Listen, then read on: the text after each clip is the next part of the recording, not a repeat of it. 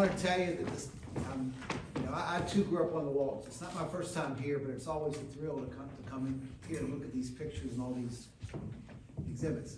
One of my colleagues in the state senate taught literature at a community college down next to Richmond, and Earl Hamner is one of her heroes.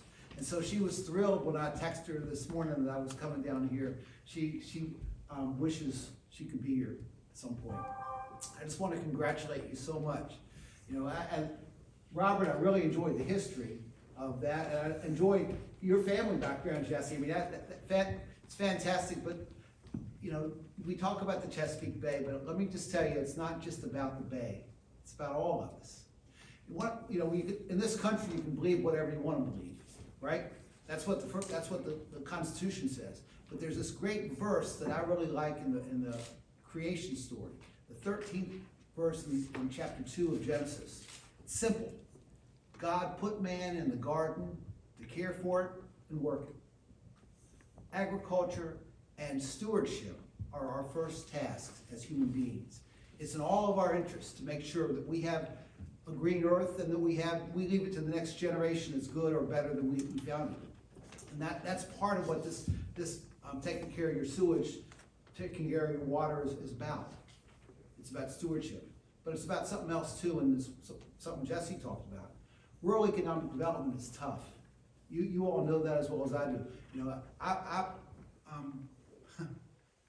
until I moved to Charlottesville, I lived about 4 miles from the house my ancestors built in the 1740s in Bath County.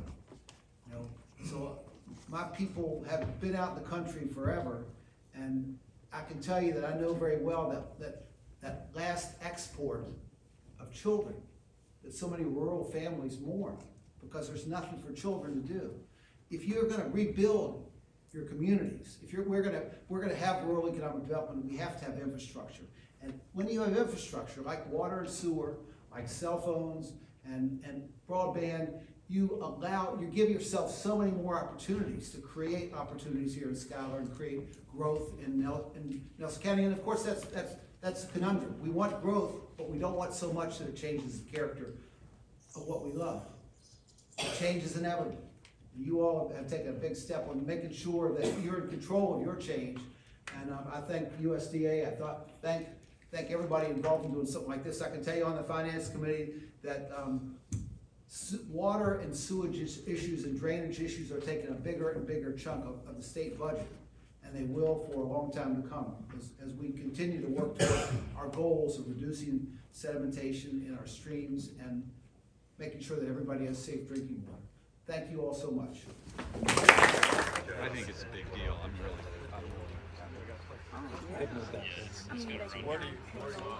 I'm trying to remember, we come out of one. I heard the house and they was trying to figure out